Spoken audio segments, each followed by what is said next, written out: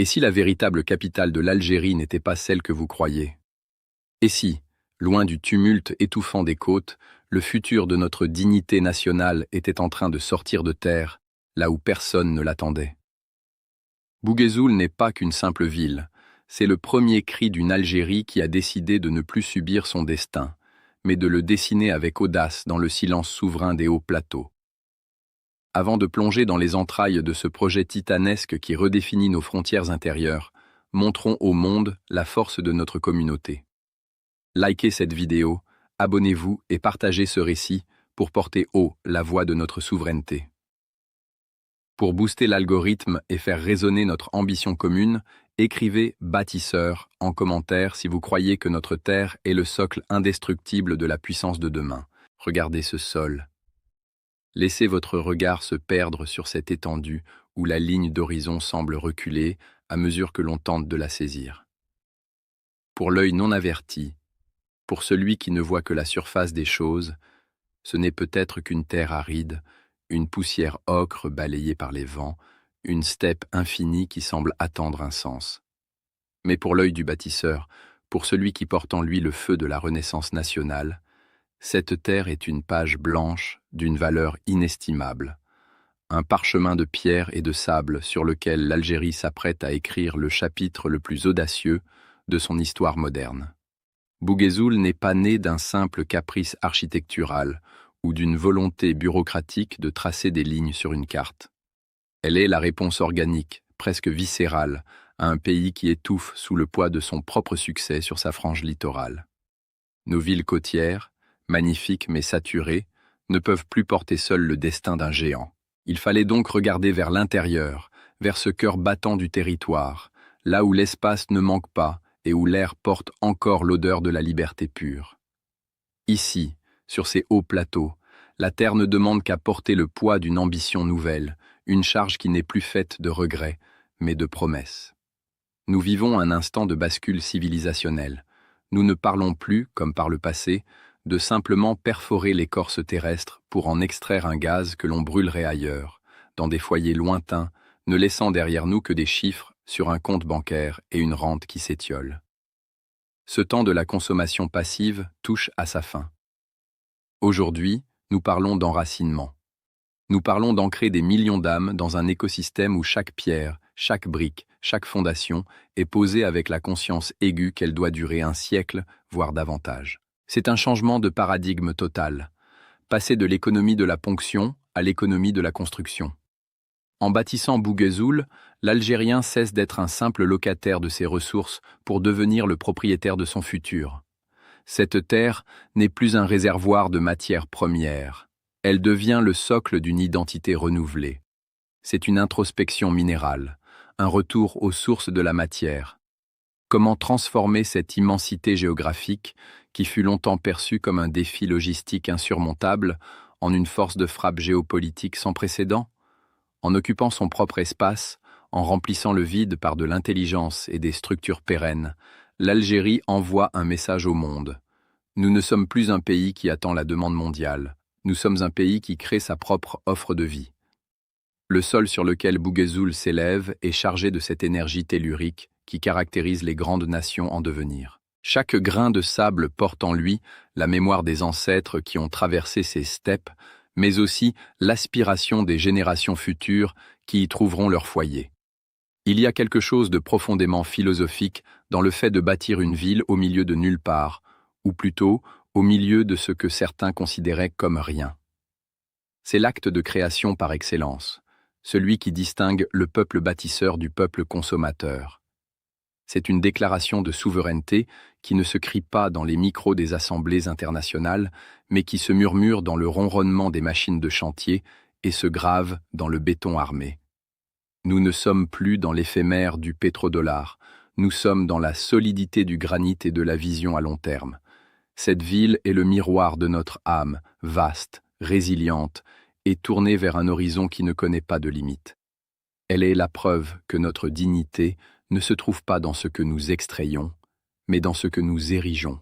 En déplaçant son centre de gravité vers les hauts plateaux, l'Algérie opère une véritable révolution intérieure. Ce glissement n'est pas seulement démographique ou administratif, il est tectonique au sens figuré. C'est tout le poids de la nation qui se rééquilibre, quittant la dépendance aux ports et aux côtes pour s'approprier la profondeur stratégique de son territoire. C'est un mouvement vers l'intérieur pour mieux rayonner vers l'extérieur. On ne peut prétendre être un géant africain si l'on vit recroquevillé sur 10% de sa surface. Bouguezoul est le pivot de cette reconquête.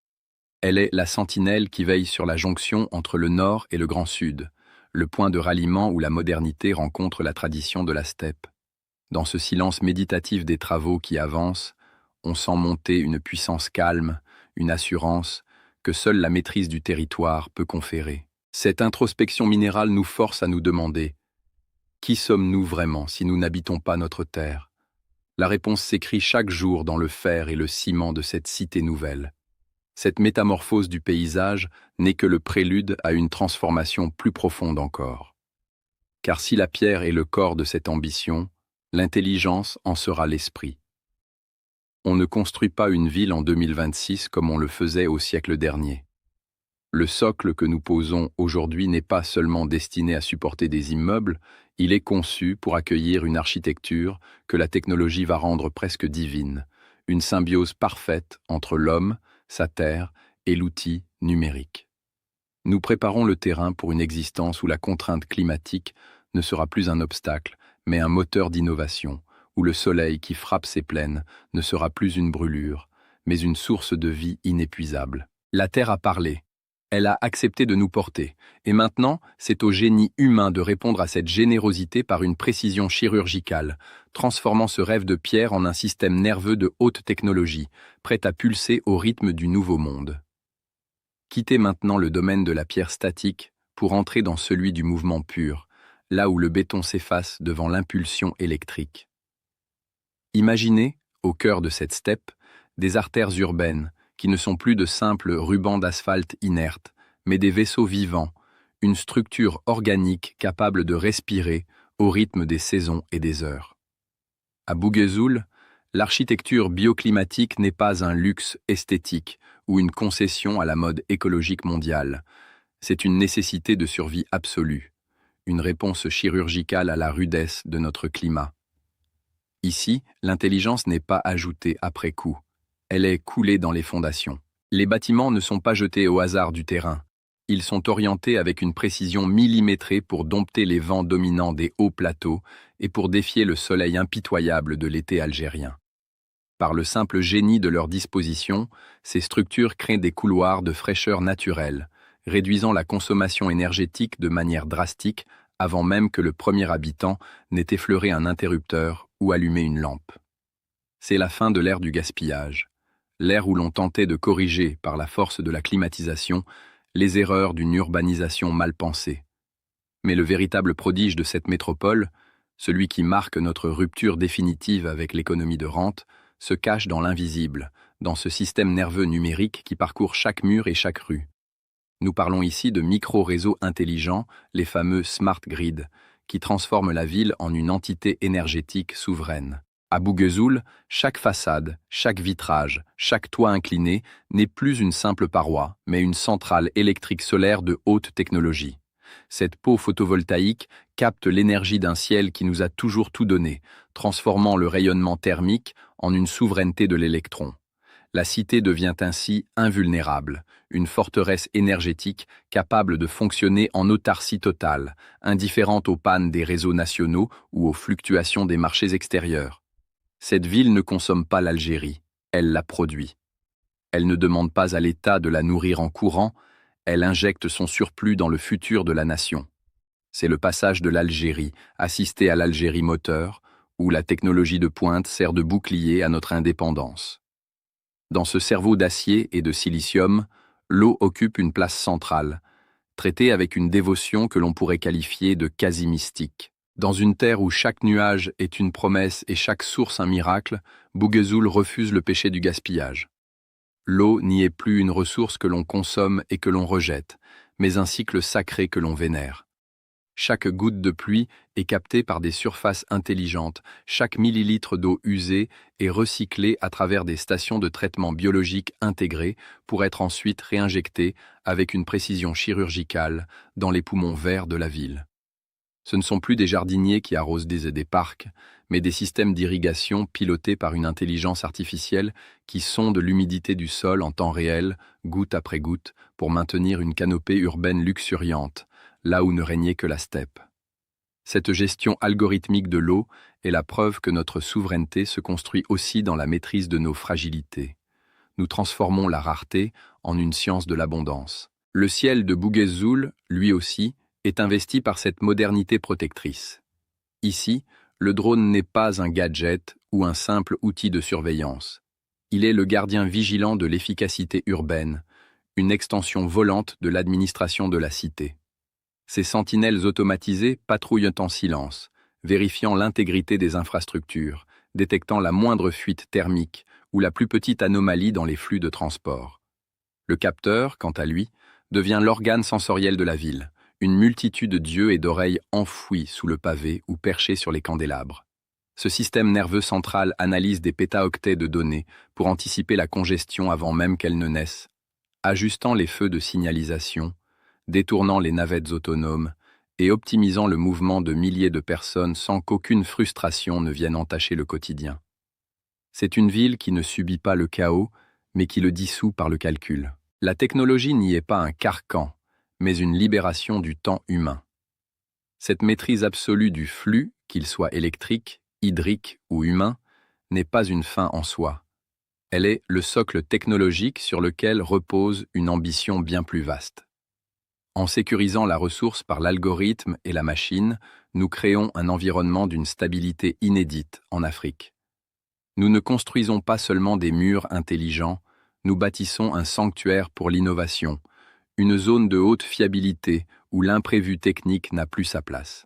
Cette précision chirurgicale dans la gestion de la cité prépare, dans l'ombre des serveurs et des câbles de fibre optique, le terrain pour une révolution beaucoup plus profonde. Car si l'acier et le silicium forment le crâne de cette nouvelle Algérie, ils attendent encore le souffle, l'étincelle qui transformera cette prouesse d'ingénierie en un foyer de civilisation. Le cerveau est prêt, ses synapses électriques crépitent d'impatience, attendant désormais ceux qui vont réellement insuffler la vie et la volonté à ces structures de béton intelligent, transformant cette mécanique parfaite en une épopée humaine vibrante de jeunesse. Entrez maintenant dans la lumière de ces halls de verre et de métal, où le silence n'est plus celui de l'absence, mais celui d'une concentration intense, presque sacrée. Dans les couloirs de ces futurs centres de recherche et ces incubateurs de start-up qui s'élèvent comme des phares sur les hauts plateaux, une révolution silencieuse a déjà eu lieu dans les esprits. Ici, on n'entend plus parler de barils, de cours boursiers du brut, ou de cette vieille rente pétrolière qui a longtemps agi comme une drogue douce, endormant nos muscles et nos ambitions. Ce langage appartient au passé, à une époque où l'on se contentait de regarder le ciel en attendant que la terre nous livre son trésor sans effort. Aujourd'hui, dans l'air climatisé par le génie bioclimatique de Bougueszoul, on entend un tout autre murmure, celui d'une jeunesse qui a troqué ses rêves d'exil et ses regards mélancoliques vers l'autre rive de la Méditerranée contre des plans de robotique complexes et des schémas de production d'hydrogène vert. C'est le spectacle d'une nation qui se retrouve. Voyez ces visages, ces regards vifs derrière les écrans et les prototypes. Ce sont ces ingénieurs, ces chercheurs algériens, ces cerveaux que l'on disait perdus et qui, aujourd'hui, reviennent de partout, de la Silicon Valley, des pôles technologiques européens, des universités prestigieuses d'Asie, pour coloniser ce nouveau centre du monde. Ils ne reviennent pas par nostalgie ou par simple devoir filial, ils reviennent parce qu'ils ont compris que c'est ici, sur cette terre ocre, que s'invente le prochain chapitre de l'humanité. Ils ne viennent pas chercher un emploi ou une sécurité administrative, ils viennent bâtir un pôle d'excellence, une cité-État de l'intelligence qui fera de Bougueszoul le véritable moteur d'une Afrique technologique souveraine. Ils sont les nouveaux pionniers d'une frontière qui n'est plus géographique, mais mentale. Pour eux, le désert n'est pas un vide à fuir, mais un laboratoire à ciel ouvert, où l'énergie du soleil se transforme en dignité nationale. Cette jeunesse a compris que la véritable souveraineté ne s'achète pas, elle se forge. En développant des solutions de robotique adaptées à l'agriculture saharienne ou en maîtrisant la chaîne de l'hydrogène vert, il transforme l'Algérie en un géant qui ne se contente plus de suivre, mais qui dicte ses propres normes. Chaque ligne de code écrite à Bouguezoul est une rupture de plus avec la dépendance. On y voit des fils et des filles de paysans manipuler des drones d'irrigation avec la même aisance que leurs ancêtres maniant la charrue, créant un pont entre la sagesse de la terre et la puissance du silicium. C'est une épopée humaine où chaque individu se sent investi d'une mission qui le dépasse. En marchant dans ces rues futuristes, on sent cette vibration particulière, celle d'un peuple qui a cessé d'attendre la validation d'autrui pour commencer à construire chez lui. Et quel plaisir de déambuler dans cette cité où l'homme a enfin retrouvé sa place légitime. Ici, dans ces quartiers pensés pour la vie et non pour le transit, le piéton est roi. Le stress de la métropole étouffante, ce chaos de klaxons et de pollution qui rongeait nos nerfs dans les cités héritées de l'époque coloniale, s'efface ici devant la douceur d'une canopée urbaine savamment entretenue. On redécouvre le luxe de la marche, de la rencontre au coin d'une place ombragée, de la discussion qui s'étire sous les arcades protectrices. L'Algérie est en train de se réapproprier son espace physique et son temps.